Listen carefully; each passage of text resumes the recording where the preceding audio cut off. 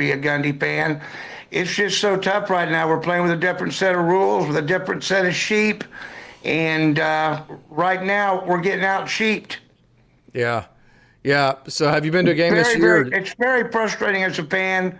The Oregon game, that was just terrible to watch. To be non-competitive, to lose is one thing. To get beat is one thing.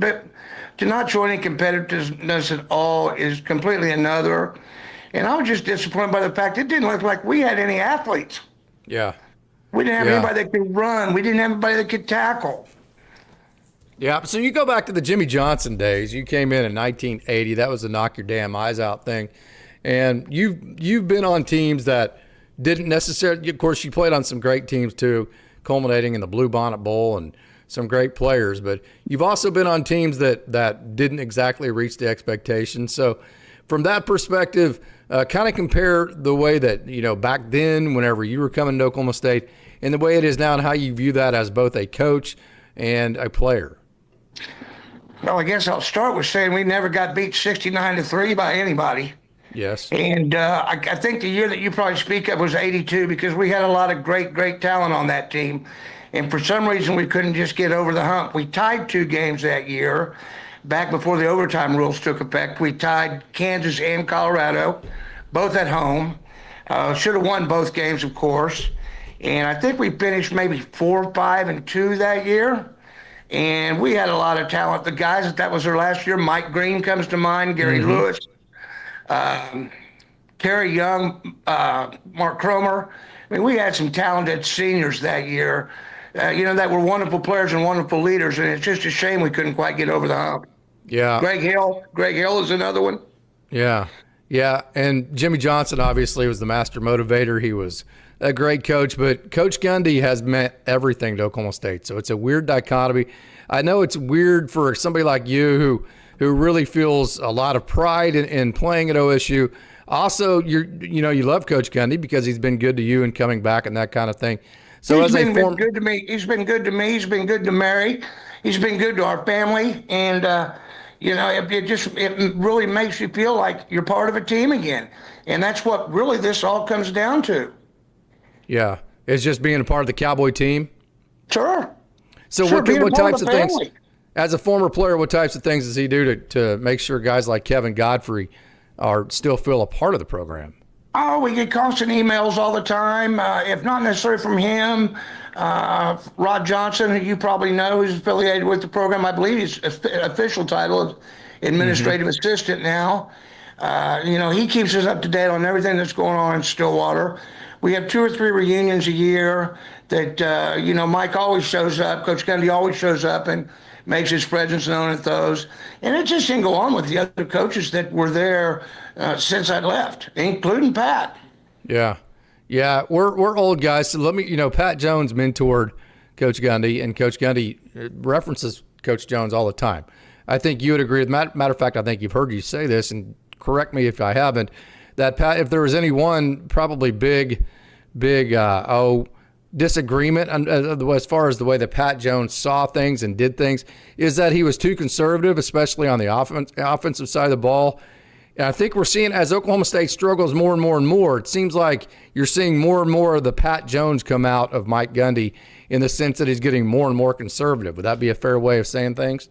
Well, yeah, but you got to remember one thing about Pat. He had Hartley and Thurman and Barry.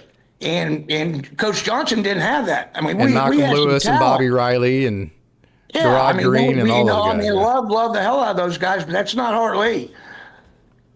Yeah, no doubt. And I think Coach Jones learned from Jimmy the conservatism there, but Pat just had a whole lot more toys to play with. Yeah, he did. He did. So do you think I'm wrong to say that I'm kind of seeing that as things have started kind of go downhill on Coach Gundy? Are we seeing more of the conservative side of him, you think, or am I just seeing that wrong? I don't know. Sure, it seems conservative to me, but the reason it may seem conservative is, once again, we don't have the athletes. Yeah. We don't have the talent to make things happen on the edge. And in college football today, you've got to be able to do that on both sides of the ball. Yeah.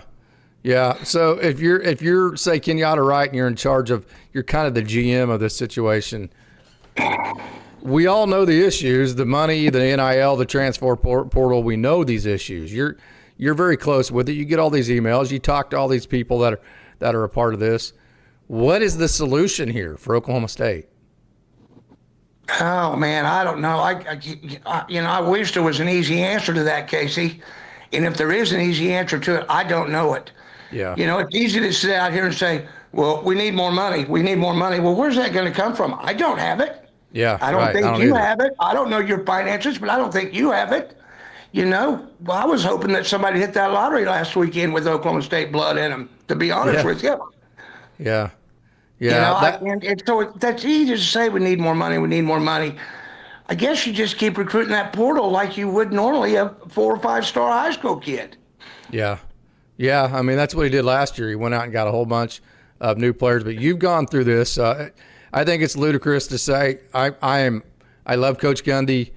I'm okay with if things don't turn around by about week 10, saying, hey, it's enough. We got to get competitive in this new day and age. Week 2, I think it's ridiculous, so I'm not going to have you chime in on that because I know you're a former player. That's not fair to you. But let me ask you this. You have been through a coaching change. The easiest part of that is to say, hey, this guy is no longer the coach. That's the easy part. The hard part is picking up the pieces. It's a little bit easier for you because it was a guy that just kind of kept things going. But in this case, it's not going to be that. It's going to be an entirely new start. It's going to be a totally new person, bring in a whole new staff for a second year. What is that transition like going from one coach to the next as a player? Well, it'll be so different now with the portal involved. I hate to imagine what it's going to be like. Like, look at Rich Rod at West Virginia, what he went through this year. And he's coached there before. Yeah. And I think he had more portal kids come in, if I'm getting my numbers right, more than any other coach in the country or school in the country at West Virginia. So, I think it'll be just a whole different song and dance. Now, I'd be curious to see some of the names bandied about. I know Zach's name's come up. I've thrown Ed Orgeron out there. So, it'll be interesting to see what happens. But ultimately, I'd like to see Mike get it turned around. Yeah. You think he's capable? Mike. Can he do this again? It's not going to be easy. I know it's not going to be easy. We're kidding ourselves if we say it's going to be easy. Yeah. G.J. Kinney's another name. Ben Arbuckle, the offensive coordinator for OU, is another name. G.J. Kinney's down at Texas State. Pop up this weekend. That's a nice name to see. Yeah. Yeah. So, okay, let's all hope that Coach Gundy gets it figured out. We can talk about that week 10. We have talked about this ad nauseum. I wanted to get your thoughts on that, all the hard stuff out of the way early. So what we're going to do, if that's what you want to hear for the rest of the show, we will have plenty of that coming up this week. And Kevin Godfrey is a dear friend of mine, though, and so is the early 80s, because that's my childhood. We are going to dive back into the wonderful playing career of Kevin Godfrey, 80 to 83, some of the best teams Oklahoma State's ever had. So let's back up all the way, Kevin. I see the wonderful hat on your head. You're in Ohio. Tell us exactly how you got from your playing career to where you're at now and what you're doing. Well, I've had some health problems in the past couple of years. And so right now I'm just kind of taking it easy, not doing a whole lot. And up here taking care of some family. Yeah. Okay, really? So this is a temporary deal? You're going to get back to Oklahoma? Well, who knows? Temporary is kind of a funny word, isn't it? Yeah, it is. Yeah. Who knows what'll happen? So 1980, but Jimmy Johnson's here. Oklahoma State's trying to turn things around. It's an exciting time during, you're transitioning from the Jim Stanley era where it was kind of stale. It's an exciting time at Oklahoma State. Take us back from your transition to Ponca City High School to Oklahoma State and what you remember just kind of that time. Oh, boy, that was a huge step up. Let me tell you. I was a walk-on. Mm-hmm. Not much was expected of me. And, Jimmy, he took a chance on a little kid from Ponca City. And that's why you'll never hear me say anything bad about Jimmy Johnson. He didn't have to let me play. He didn't have to let me travel, and he did all those things, and so I will never say anything bad about Jimmy. Big change, though, going from Ponca City to the Big 8. Yeah, no doubt. And Oklahoma State was really trying to make a push during that time. So kind of talk about some of the players that you remember on those teams, some of the vibes you remember as far as the style of Jimmy Johnson coaching, and just some of the memories that you have of that time. Well, Jimmy, his deal was swarm their ass on defense. He was a defensive coach, and that's what he preached, and that's what he plugged. And we were lucky enough to have some great defensive players at Oklahoma State during that era. And I'll name a few of them, and I'm sure I'm going to miss some. I don't want to make anybody mad, but if you go back far enough, Lewis Blackwell, P. DiClemente, Dean Prater, Kerry Graham, Ricky Young, Mike Green, Rodney Harding, James Ham. Now I'm getting into the defensive backs now. Matt Munger, can't forget him. Rod Brown, Chris Rockins, Paul Lowe. Yeah. I mean, there were some studs. Roderick Fisher. There were some real studs, some real players, and some NFL talent in there as well. Yeah. Of all those guys, of course, there's some amazing names there. From what I always hear from guys that played during that era, that Rod Fisher was kind of like the coach of all those guys. He was like the leader of that whole group. Do you remember all that? No, I can't say that I do, but Rod was just a real quiet, humble guy from South Oak Cliff down in Dallas. Started for 4 straight years. So, I came as a freshman and started in '80. So, I mean, he was a stud. I don't remember him being the coach so much like that. I think that was probably Matt Munger being that guy. Yeah. Matt Munger's still that guy. I think he's like a financial analyst or something. Oh, I think so. Yeah. He's very smart. Okay, so I got to ask you, every time I talk to you, and hopefully I get a chance to talk to you quite a bit, Kevin, what kind of dumbass kicks with a bare foot? Why the hell did you do that? You know what? That'll probably be my epitaph when it's all said and done. I tried it one day. I don't know if you remember a gentleman named Colin Ankerson who kicked at Oklahoma State just before me. He kicked barefooted and talked me into trying it one time, and God, it just felt natural leaving my foot, and made a couple kicks, and I never went back. Yeah. So what do you, of course, if you remember that day and time 45 years ago, can you believe it's that long ago? 45 years ago? Oh, yeah. 42, I can't 3 years believe ago. it. Yeah. So if you remember that back in that time, you had the guy who was kicking off that would wave the towel. Okay. I don't know which one you're most noted for, the waving the towel and trying to get the crowd all excited after Oklahoma State scored, or when a game was getting started or a half was getting started, or if you're more noted for your barefoot. So Kevin, let me ask Kevin, let me go straight to the source. Kevin Godfrey, which one are you most noted for? The rowdy towel, or whatever you wanted to whatever you called it, or the barefoot? That's a good question. If I had to answer, I'd probably go with the barefoot question, because so many people find it, I don't know, polarizing. How come it doesn't hurt? What about cold weather? So it didn't hurt? No, it didn't hurt. If I would have hurt, I wouldn't have done it, Casey. God, it didn't hurt at all. Cold weather didn't bother me. The waving the towel was a whole different story. Enjoyed myself doing that. I know that the crowd got a kick out of it, and that's what kept me doing that. Yeah. Take me Pat back. Jones got that all started. Did he? Yeah. Pat, we were playing Tulsa, my redshirt freshman year, first game I'd ever played, and we just scored a touchdown, and he called the kickoff coverage team down to one end of the bench and kind of was telling us, we got a full house here. Let's get them excited.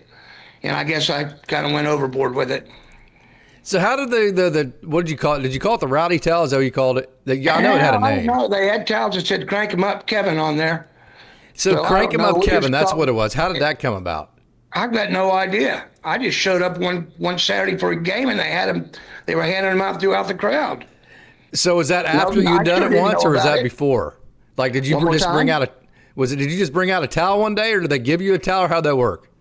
Well, they gave me one. Originally, it was just a white towel, And then if you look through the most of my the rest of my career, if we were at home, I had an orange towel. Yeah. On the road, I didn't wave it on the road, but at the bowl games, I had an orange towel. Yeah. Do you remember anything about the very first game that you were on camp? Did you kick in the first game in 1980 against West Texas? No, I didn't kick in that game. That was my redshirt year, hardship year, whatever you want to call it. So, I played two JV games that fall, both against OU. I don't even think they have football anymore. I think that's a school in Amarillo. I don't think they have football anymore. They might have. Yeah, they do. They do. It's called. I think it's West Texas A&M now. Yeah. But it's Division II. I think their claim to fame is Ryan Leaf was an assistant coach down there for a while. Yeah. Well, the Dodgers have a professional baseball player from there as well.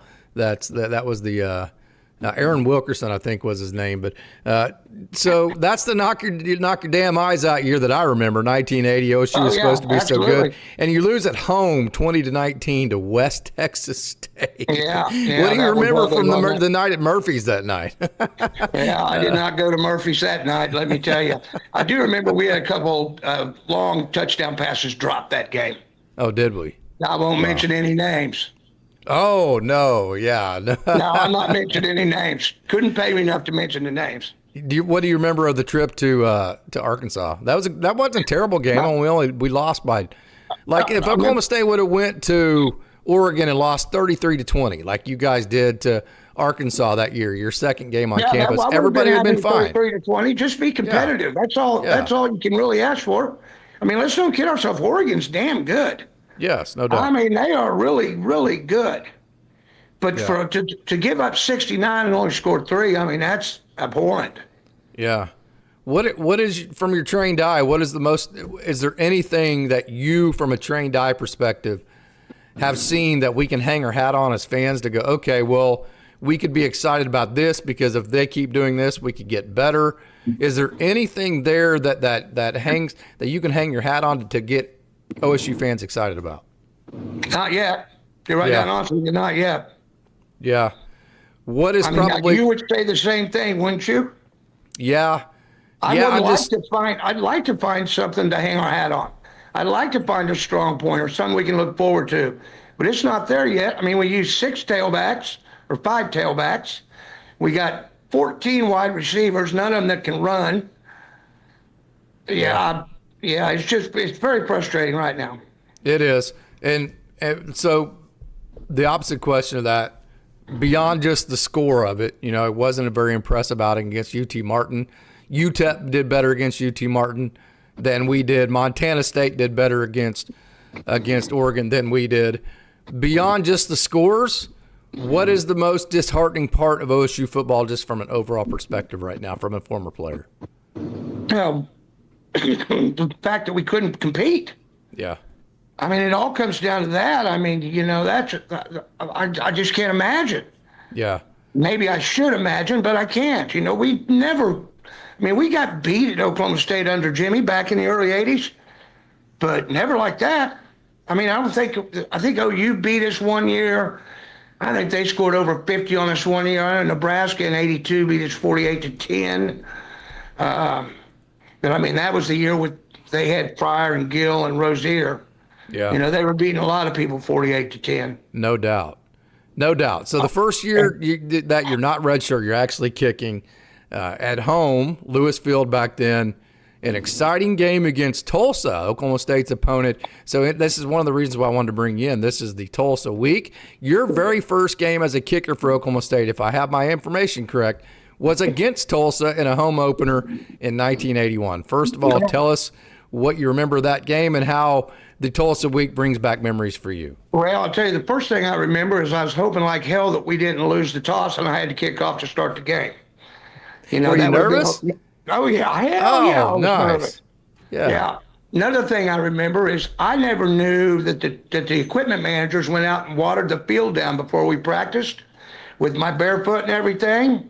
And I went out for pregame on that field. It was about 130 degrees on the field, and I was burning the bottom of my foot.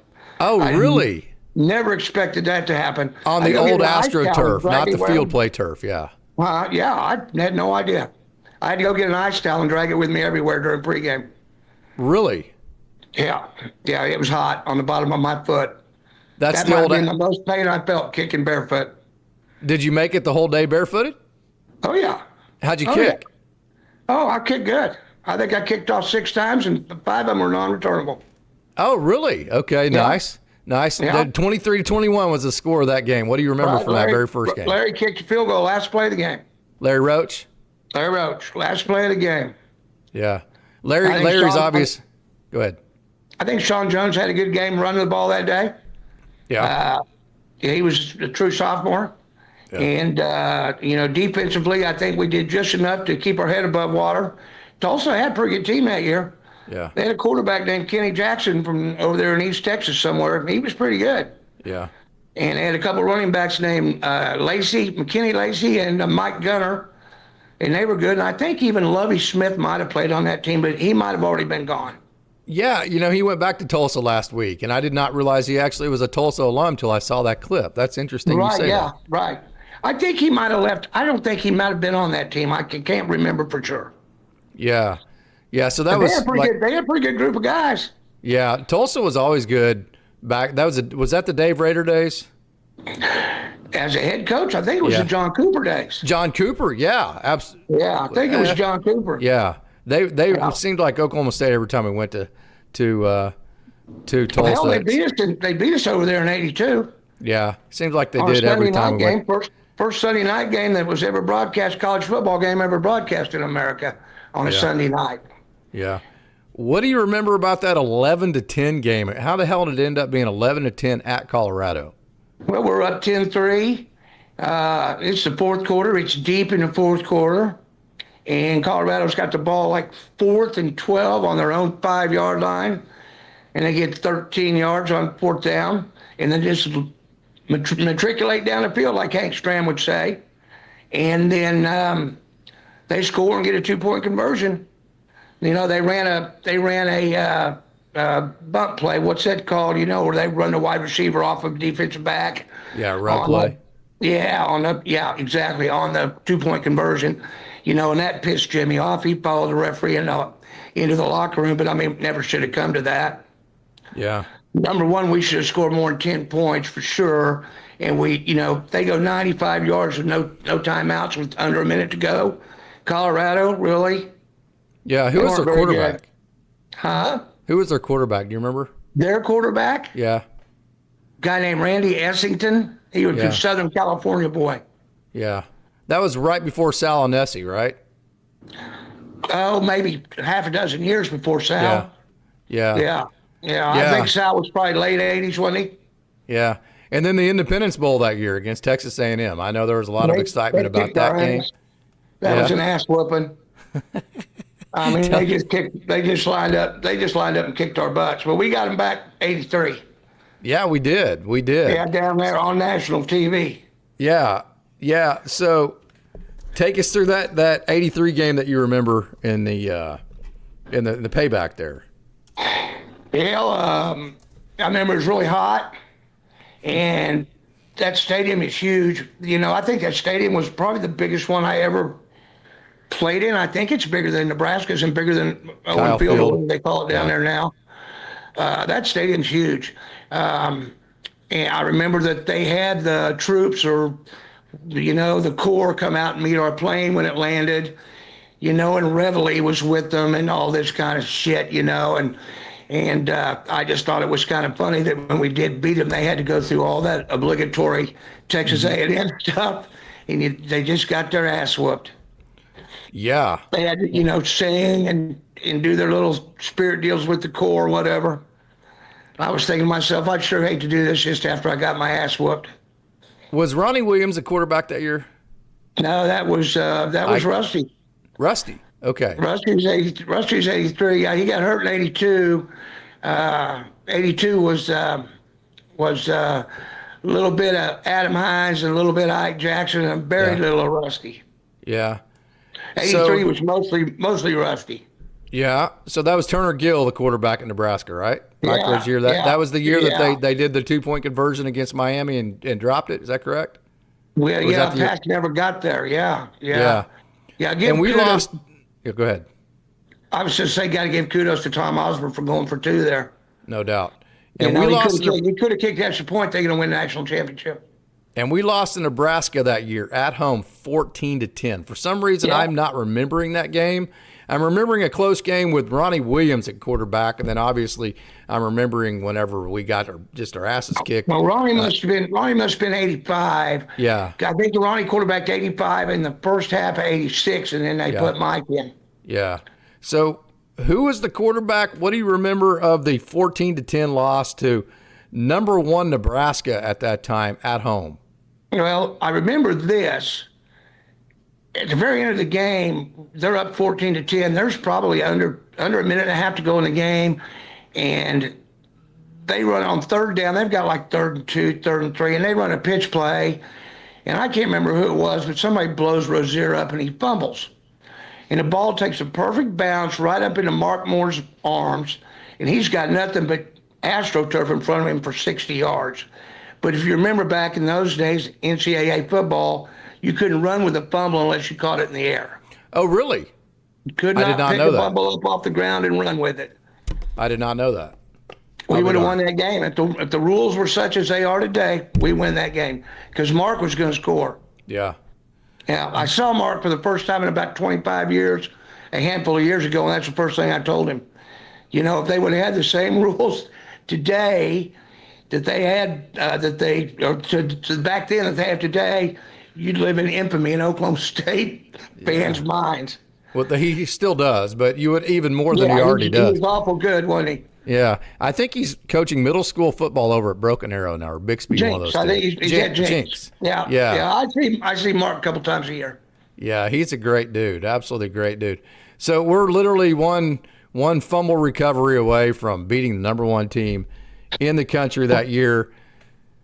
Well, and then that damn Bedlam game. We were close to being undefeated that year. Yeah. If I remember correctly, we got beat by 4 by Nebraska. OU beat us by 1, right? 21-20? That damn Bedlam game, man. That one still haunts me. That's the onside kick game. Yeah. And then somehow Kansas State beat us at homecoming at our place. And they were terrible, and that shouldn't have happened. And we got beat by Missouri and Columbia by 2 or 3 points. But Hilger told me one time before he passed away that he thinks we were 14 points away from being undefeated. And that sounds about right. Yeah, you lost 14-10, 21-20, 21-20, and 16-10. So there's 4, 5, 6, 6. You were 12 points away, 13 points away. Yeah, 13 points away. Yeah. Wow. Yeah, and that's something. I mean, that's close. Yeah. It just feels, kind of to tie that into now, it felt like in the 80s, my childhood, that we were snake bitten from being able to beat Nebraska and OU and just getting over that Orange Bowl hump. It just felt like something stupid would happen every time. Hey, you talked about the fumble recovery not being in the air, the onside kick to OU. Something stupid would happen every single time. So it just seems like, it seems like in the Mike Gundy era, every time we build up and get in a position to where we might take that next step, either Gundy does something stupid or a player does something stupid or just something stupid happens and it just halts their momentum and we have to start back over. It just. Yeah, but we haven't had a player spit on anybody yet. Yeah, who was that? I don't know. Who was it? The other day I was watching, it was it was a college game. Oh, it was Florida and South Florida. At the end of that game, one of Florida's players spit on South Florida kid, got 15-yard penalty, extended the drive, and South Florida went and kicked a field goal, won the game. Oh, wow. I did not see the end of that game. That might cost Billy Napier his job, that little spit there. Wow. A little hop to. Yeah. And then the first, I don't remember the Independence Bowl. I remember people talking about it a lot with A&M. They probably didn't talk about it as much because we got our asses kicked. But I remember the Bluebonnet Bowl very well. So Can you take us through that experience? We played Baylor in Houston in the Bluebonnet Bowl in, what was that, 83, 84, 83? We finished 8-4. I think we went in that. No, we went into that game 7-4. So we finished 8-4. That was back when you just played 11 games in a regular season. So yeah, we finished 8-4. That was a good Baylor team too, And I'll go to my grave saying this: the first half of that game, we could have played with anybody in the country. I mean, I think we'd already proved that the way we played against Nebraska. But that first half of the Baylor game, I think we could have played with anybody in the country. We had it clicking offensively and defensively. Rusty got a concussion right before halftime. That kind of shut us down offensively for the second half. Well, how in the world did we lose to K-State that year? Who was their quarterback? I got no idea. It's one of those questions I'll never know the answer to. Who was the good quarterback that played in the NFL for K? I mean, K-State was terrible back then, but I think in '83 that was the first year my dad got put in the Big 8, And K-State was his very first Big 8 game to referee, and we all went to Manhattan. I think they got beat by Long Beach State like 63-6. That was how bad that program was. I know. So how in the hell did we lose to that team? I got no idea. It was something else. Yeah, at homecoming.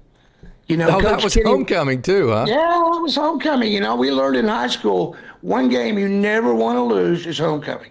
Yeah. You can't lose homecoming. Yeah. And we did it to the worst team in the freaking country. Yeah. So as a former player, just kind of take us through this. What's it like, that the pride that you feel in Oklahoma State, the pride that you feel in playing your career here, and how I know these guys are making money now, which is kind of cool, but how sorry do you feel for some of these guys nowadays that they're not going to get that pride to have an alma mater like you had that you played at your entire career? That kind of sucks, doesn't it? Yeah, I would. Yeah, it's a whole different world now. These kids hopping around from school to school to school. Yeah. I would have had poop running out in my jeans if I would have went in and told Coach Johnson I was thinking about transferring. Yeah. And I was a walk-on. I could do almost anything I wanted to. Yeah. And that would have scared the bejesus out of me. Yeah. And now these kids just don't even think anything of it. They play at 2, 3, 4 schools. Yeah, they do. One every year trying to make money. I don't like it at all. If you want to transfer, I got no problem with that. But go back to the old rules. You got to sit out a year and lose a year eligibility. Yeah, right. And there were no transfers. I think it was 2 years of eligibility if you transferred within conference. Within the conference, it was 2 years, correct? Yeah. So that was a big detract. I don't remember that ever happening. Yeah. Hey, I want to pick your brain about some of those players. You mentioned Mark Moore and Rodney Harding and Rusty Hilger, Sean Jones. Of course, that period we always hear about Ernest Anderson, and then we hear about Thurman Thomas, then we hear about Barry Sanders, maybe a little bit of Mitch Nash, maybe a little bit of Gerald Hudson, which was 89, 90, that kind of deal. The guy that you never hear of was Sean Jones. He's like the most underrated player ever at OSU. And from what I hear from people what I remember of him and from what people describe him, he was like the fastest guy that we had on the team in terms of running backs too. Big too. He's a big guy. He was probably I'm going to say 6'2", 220, 225. Sean was a quiet guy. Kept to himself. Didn't say a whole lot about himself or anybody else. And that might have been one of the reasons that you didn't hear a lot about it. Of course, Ernest was the same way. Yeah. Ernest just was lucky enough to lead the country in rushing, which made people realize him whether he wanted them to or not. Yeah. But Sean was just a quiet, gentle giant from North Little Rock. Yeah. What do you remember about Ernest Anderson? Ernest is one of my guys. Now, I had a few classes with him. On those days I decided I'd be a student. Ernest is a good guy. I saw him, the last Bedlam game in 2023, I saw Ernest, and I believe, from what I understand, that he's a preacher down in the Golden Triangle area, Orange, Port Arthur, somewhere down in that area. Yeah, cool. Yeah, so he still looks good, though. He still looks like he can play. Yeah, no doubt. Same with same with a lot of those guys. Yeah, no doubt about that. Yeah. Rod Brown still looks like he could play. Yeah, same with Terry Miller. I talked to him about 6 months ago. He definitely looks like he could still play too. Hey, now you crossed over with Thurman Thomas too, right? 1 year. Yeah. What do you remember about him? You knew he was going to be special. Yeah. I remember the night we recruited him. That was back in the days when you signed a conference letter of intent, and then 1 week, and then a week later you signed your national letter. And Coach Johnson called us all up to that coach's office they had there on the east end of the football stadium, and said there's going to be some weird stuff happen at signing day tomorrow. If any of the media tries to get in touch with you or tries to get some information out of you, you make sure you turn them toward us. And we had no idea what he was talking about. And the next day we ended up signing Thurman. Yeah. He had not signed a conference letter of intent with us at all. Oh, really? That was just one of those shenanigans on the last day. Out of the blue, Thurman Thomas is going to be a Cowboy. He didn't drive up in a new vehicle the next day, did he? No, he didn't. No, he had a nice ride, but he'd had it for a while, I think. Yeah. Hey, Bobby Riley, a young man from Stroud. Of course, I'm going to go with a lot of the Oklahoma boys and we're going to talk about the basketball team here in a minute. Bobby Riley from Stroud. You Great got guy. Rusty. Yeah, good Rusty from Southeast High School. You had a lot of Oklahoma guys during that time. I believe Rodney yeah. Harding was from an Oklahoma City school as well. He What do you was. remember of Bobby Riley, Malcolm Lewis, and all those the receiving crew? Then Ike Jackson, I know, was a good friend of yours. I see Bobby a couple times a year. Great guy. Always was one of my favorite people, and he was a heck of a receiver, half an athlete. I think he was all-state in 4 sports, if I remember correct. If you throw, Yeah. I know he's a heck of a baseball player. Yeah. You probably know that yourself. And track and field and football and basketball. I think he's all-state in all of them. Yeah. And, we used to, when he got to Oklahoma State, we used to run that little pass off and end around with Bobby because he's left-handed. Nobody knew it. I never knew Bobby Riley was left-handed. Well, you can only run that play one time, and it wasn't going to work after the first time. Yeah, I did not know that. Oh, darn. Who would he throw it to, Malcolm Lewis, or who would he throw it to? I can't remember. It might have been Malcolm. Might have been Weimer. Terry Weimer. I can't remember. Yeah. Weimer was underrated, too. He would always catch that first down sticker out, right? Oh yeah, that's my guy. He's he's the closest friend I have that I played with back at Stillwater. We talk 2 or 3 times a week. I'm sure our wives would say we talk too much. Yeah. Hey, were you close at all with Larry Roach? Oh yeah. Couldn't help but be. When you spend that much time together, can't help but be close with him. I got absolutely. Was he as nothing but cocky in positive. person as he kind of seemed like he was on a football field, which I like, by the way. I mean that in a complimentary way. Was he what now? I'm sorry. As cocky off the field as he looked like he was on the field, and I mean that in the most complimentary of ways, because he looked very confident the way he handled himself. I think confident would be a good word. I never really looked at Larry as cocky. Yeah. He was another just a quiet guy. Just had a job to do and went out and did it. Yeah. Did you ever kick But field goals? you got to be confident. Yeah. If you're not confident playing in the Big 8, you're not going to play.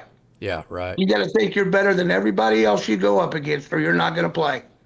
Did you ever kick field goals at OSU, or is it Larry the whole time? I never scored a point. I asked. I'm not going to tell that story on here because I'll use a bad word or two, but I never scored a It's point. YouTube. Use it. Come out with it. No, I'm not going to. I'm not going to. I'm not going to. I can't do that. Never scored a point at OSU, huh? Okay. Okay, So, I'll tell you. I asked up at Colorado in '83. We were kicking the dog piss out of them, and I asked Coach Johnson, "Hey, how about let me and Larry switch this time? Let me go in and kick an extra point." We just scored. I think Doug Maritan intercepted a pass and ran it down to about the 2-yard line. We scored. So I asked Coach Johnson if I could go and score, kick an extra point, just so I could get my name in the scorebook, So when they go back and look at the total points scored, it'd say Kevin Godfrey won.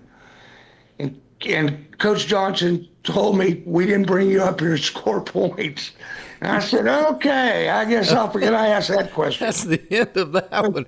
Of course, nowadays you would have said, well, screw you, Coach. I'm transferring, right? Transfer. I'm getting in the portal as soon as we get home. Yeah. I think it was like 56-7 when he said that.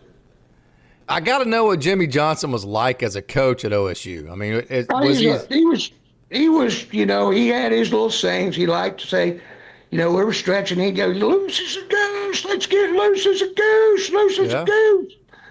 And he's also had his trademark was, let's swarm their ass on defense, cut and slash on offense, and play the hell out of the kicking game, and we will win this game, gentlemen. We will win this game. I heard that about 3 or 4 times a week. Yeah, Dave Wanstead. There was a bunch of different, really good coaches that came out of that group. Talk about some of the coaches during that time. Didn't realize how good the staff was until you were older. Wanstead, Butch Davis, Larry Coker, Houston Nutt, Tony Wise, Pat I forgot Jones. Houston was on that staff. Of Reggie Herring, of coaches that you had that went on to do great things both collegiately and in the professional ranks. Would you have a problem if Houston came back and became the head coach at OSU? No, but he's not going to. Yeah. What makes you say that? I asked him. Oh, really? Okay. Yeah. So that's not happening. Yeah. Okay. Yeah, I asked him. He has no interest? No, he likes doing that TV, and that TV is a good job for Houston. Yeah. So, Yeah, okay. Go ahead. Yeah, I asked him at that same Bedlam game, which has been a year and a half ago or something, almost 2 years, I guess. But I can't foresee him change his mind. He likes being on TV.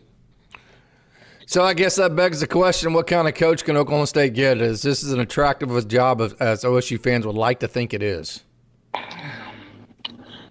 I like to think it is. I just don't know. I guess maybe time will tell. Maybe we're going to find out in the next 6 months or 4 months or whatever the number might be.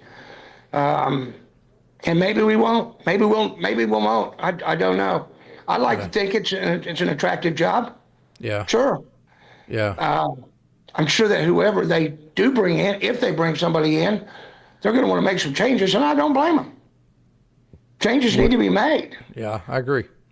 You know, you got to keep up with the Joneses some way, somehow. Yeah. It's just a weird, I grew up in Stillwater. So, I mean, I didn't choose to be an Oklahoma State fan. It just happened. I mean, I'm so diehard I can't get away from it. You played here. You grew up an Oklahoma State fan. And part of that is being a Mike Gundy fan for 40 years now. 40 years, 39 years, right? Sure. I mean, that's part of that's 80% of my life, right? Yeah, I mean, that's 80% of my life. So, I mean, that's just ingrained in me. So it's just a weird dichotomy to think, okay, Oklahoma State without Mike Gundy. That would be a weird, that's just a weird thought. And I hate to even say that. It might be time for a divorce here. Yeah. Yeah. It's tough. It's tough, I mean, he's done a lot, and I've enjoyed watching what he's done. I've been watching how he's done it. I always enjoyed the taking the 2 and 3 stars and raising their performance to 4 and 5 star status. That was always fun to watch. So who knows? It might be time. Yeah. I think we'll know sooner than later whether it is or not.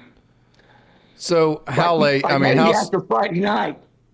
Oh yeah. So Tulsa has lost to New Mexico State and then got their asses kicked by Navy at home this last weekend. I saw that. Yeah. If OSU loses to Tulsa, all bets are off, in my opinion. Hey, I've made it very clear. Week 10 or whatever, it has to be after this season's over, no bowl, all that. Right. When you realize this season is a failure, at that point, I think you have to make a move. If Oklahoma State loses to this Tulsa team at home, I think it's just. Yeah, I know. I would agree with you. Yeah, I would agree with you. I can't imagine that happening, but I would agree with you. So what do you do then? I mean, who do you get? I mean, you're not going to get your next coach right then. No, I guess maybe see if Meacham will do it for the rest of the year. Yeah. Does Gundy have somebody helping him out? Besides Pinata, does he have? Yeah. As far as coaches go, I think it would have to be Doug Meacham. I mean, I think he's the one most for the rest of the year. Yeah. I think so. Meacham I hope that doesn't happen. But if it does, it does. Yeah. The farmer is saying that we will lose to Tulsa. Do you have any inside information on the Weiberg situation? The contract there? I did not know that he'd been working without a contract. Yeah. I did not know that. But, of course, I went to work without a contract every day for 45 years. Yeah. If they were wanting to replace him, he would already have been replaced. I think this is more of a, hey, we're going to wait and see what happens down the – so I honestly think Gundy's future is tied to Weiberg because I think they kind of went in together at the end of last year. I think that's probably what's going. Right. Yeah. So I think this weekend, not only – so what would make you happy as a former player that knows what football looks like, that has been a part of teams that have overachieved and underachieved all at the same time and knows football the way that you do, leaving this Tulsa game, what would make you say, okay, well, that's cool. I can build off of that. I'm happy with that as a fan. What would that be this weekend? I don't know.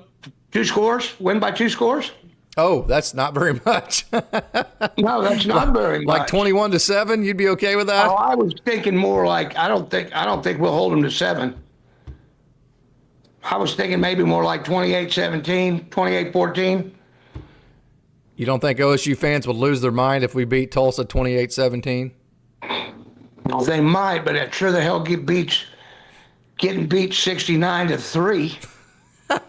You know, Yeah. right now you better take Yeah. them while you can get them. Yeah, Yeah, I man. think we got Baylor up after that. Yeah. The Yeah. Baylor deal will be a telltale because, I mean, Oklahoma State still have, I mean, we have enough good players to where Baylor turns the ball over this and that, we could be competitive there. But Well, let's don't worry about Baylor till we get past Texas, Tulsa, I mean. yeah. Yeah. Yeah, I think my point with Tulsa is I think not only do we need to beat Tulsa, we need to beat them profoundly. We need to step on them. And then also, here's my big deal, Kevin. Here's my biggest complaint. It's not fun right now. Even when we win, Oklahoma State football is boring as hell. So I want to go Friday. I won't be able to go to the second half because I have to work. But I want to go to the second half of this game and feel entertained. Like that was a fun 3.5 hours. It doesn't feel like that right now. No, you're right. It doesn't. And it's going to be tough on Friday night because we don't have the athletes to make it fun. Yeah. Yeah. The receiver corps is, I don't know they need somebody to step up. I think our running backs are okay. I think Rodney Fields is okay. We'll see with the offensive line. But hey, let's get back into some of your playing time there because I'm always enamored with that time. I want to know all about Rusty Hilger, the late, great Rusty Hilger, what he was like and what you remember of him. Me and Rusty, we had our times. There was a couple of times we got into it a little bit, like teammates will do. And I think as we got older, we all matured. I know that the first year I went out to the Raiders camp, to their mini camp, Rusty didn't know I was coming, and they put me in a room with him in the hotel. Now that kind of shocked him. And as we got older, we matured and we mended our fences. And by the time that he passed away, we were, pretty good friends. He called me one time when I was living just south of Indianapolis, and it was during a tornado. And I said, Rusty, what are you doing? He goes, well, me and the wife were out driving away from the tornado. And I said, how long have you lived in Oklahoma, boy, that you don't fucking drive away from a tornado? Dumbass. God. That is awesome. So that was Rusty. That was Rusty for you. Yeah, that is absolutely awesome. Absolutely awesome. What do you remember of Leslie O'Neal, John Washington? Gentle Giants. Both of them unbelievable players. Washington was just huge, And I didn't know this about John Washington. He doesn't like Jimmy Johnson because Jimmy wouldn't let him play baseball. Can you imagine John Washington on a baseball field? Really? Him and Incaviglia on the same team? Wow. No, yeah. I had no idea that John Washington was a baseball. I had no clue. Stand him because of that reason. That is absolutely. And Leslie was just a great teammate, wonderful guy, great athlete. Could play basketball like nobody's business. It was an honor to be on the same team as those two for sure. So it wasn't your year, but it was the year after. Did you watch the Gator Bowl, the Barry Hanna helmet came off game? Yeah. Tell us what you remember about that and your thoughts being that you were just 1 year removed from the program at that point. Well, your thoughts at that. I'd had one too many adult beverages that night. I do remember that. And I was kind of glad because Weimer got some play in that game. He caught a pass on that drive. Yeah. And, Barry was a good dude, too. Winfield, Kansas boy. Who'd you say caught a pass? Weimer. Oh, Terry Weimer. Yes. Yeah, on the start of that drive, he converted a third down for us. Yeah. Of course, he probably hitch route. Yeah, just past the sticks. Yeah, it was. Yeah, it was a little out route. Yeah. So that was fun to watch. Yeah. So watching this, seeing all your buddies, and then watching the dramatic comeback, just kind of take us through the beer latent experience for Kevin Godfrey. Well, I'll tell you what, the girl I was dating at the time, her, and you might remember, she came to your birthday party with me. Allison was her name. Yeah. And her sister was getting married, and they were having her rehearsal dinner that night. So I was kind of going from the meal to the TV, to the meal to the TV, to the truck, So it was quite a night. Yeah. Yeah. So you mentioned the birthday party. You came to my 10th birthday party and gave me an Oklahoma State football engraved with Oklahoma State football on it. I literally can remember that. I mean, you know how cool you are when you're a 10-year-old boy and you have an OSU football player that comes to your birthday party and they give you a football in front of all your friends. I mean, like, you're like the coolest guy in the school from that point on. That's a moment that I will never forget. So I want to ask you this. They had a program, I don't know exactly what it's called, but like the players both in basketball and football, and during that time, they would go to like booster clubs, people's houses, and they would have dinner with them. What was that program like? What do you remember from that? I know my mom and dad did that. Invited. Yeah. I never went. Oh, you never went to anybody's dinner? No, nobody ever invited me. It's the first I've heard of it right now. Oh, really? Can you make some phone calls for me? Yeah, no. I know you came to my house and ate dinner because my dad. You were there when my dad was. Were family friends. Okay, so that wasn't part of that program. Parents and then. my parents were friends. Because I remember Bill Self and Joe Atkinson eating. I don't know if you remember Doug Hanks, but he was a big booster during that time. He lived down the street from me. He was the golf pro at Stillwater Country Club at the time. No, I don't remember he would that have name. he would have Bill Self and Joe Atkinson over about like once a month, and I got to know Bill and Joe really well. Matter of fact, yeah. So you never got to be a part of that? No, I went to a couple booster club meetings, but never anybody's house. Oh man, well that sucks. Somewhere. That's all right. No big deal. I still had a good time in Stillwater. Yeah. The basketball team, and were you close with? I know they were mostly Oklahoma boys. Leroy was from Star Spencer. You had Lorenzo that was from the Oklahoma. You had Matt Clark that was from the Oklahoma City area. You had Joe Atkinson that was from Coyle. You had Bill Self from Edmond. That was a heavily laden Oklahoma boy team. You're an Oklahoma boy. Surely you had to be close with those guys, right? Oh yeah, I enjoyed watching the triplets play. Yeah, absolutely. Yeah. In fact, on my Facebook page yesterday, I got a little notification from Raymond Crenshaw. You remember him? Oh, absolutely. So he's down in Alabama still. And, David Taylor, I remember him from Ada. Yes. And Mitch Jones from Choctaw, I think we lost him in a car wreck right after college. Yeah. So, those were good teams to watch when Leroy and Matt and Lorenzo were all playing together. That was fun. And then, of course, throwing the Flying Nut brothers. Yeah, Houston and Dickie Nutt. Yeah. Dickie and Houston, yeah. Where was Lorenzo Andrews from? Didn't he go to Millwood? Yes, Millwood. So I think that he went to Millwood. Matt Clark, I think, was Southeast. I know Lorenzo was Millwood. Leroy was Star Spencer. Right. Joe was Coyle. Bill was Edmond, and then I don't know where the Nuts were from. Little Rock, Arkansas. Wow, which is close. Yeah. Their dad, Houston and Dickie's daddy, was the coach, basketball and football coach at Arkansas School of the Deaf for years and years and years. So Dickie and Houston, they all knew sign language real well. Really? Did you play football with Houston? Yeah, he was me. Yes. Yeah, I was a true freshman his senior year. What do you remember about him? He wasn't as good as he thought he was, but I still like the hell out of him. I mean, I like the hell out of Houston. I will till I'm gone. Yeah. So that now he does have that cocky persona, right? Oh yeah, absolutely. Yeah. He don't mind letting you see it. No, but as a coach, that's not necessarily a bad thing because I mean you kind of. That confidence bleeds over into your players, I think. So it's supposed to. You are correct. Yeah. Yeah. Absolutely. So, man, that is some trips down memory lane for me. Ernest Anderson and Thurman Thomas and Sean Jones and Matt Monger. We haven't talked about him. This is a walk-on from, I believe, Miami, Oklahoma. There's another Oklahoma boy. Yeah. Not Miami. It's Miami. A war dog there. Yeah. That's same as. I know that Stacy Satterwhite, who was a little bit later than he was from Welch, which is right outside of Miami. And then Larry Reese, the PA guy there for Oklahoma State, he's from Miami too. So what do you remember about the walk-on Matt Monger? He was a beast. Yeah. Yeah, he came back to, his father passed away when we were just starting college. And I think that when that happened, Matt got in the weight room and took his aggressions out on the weights.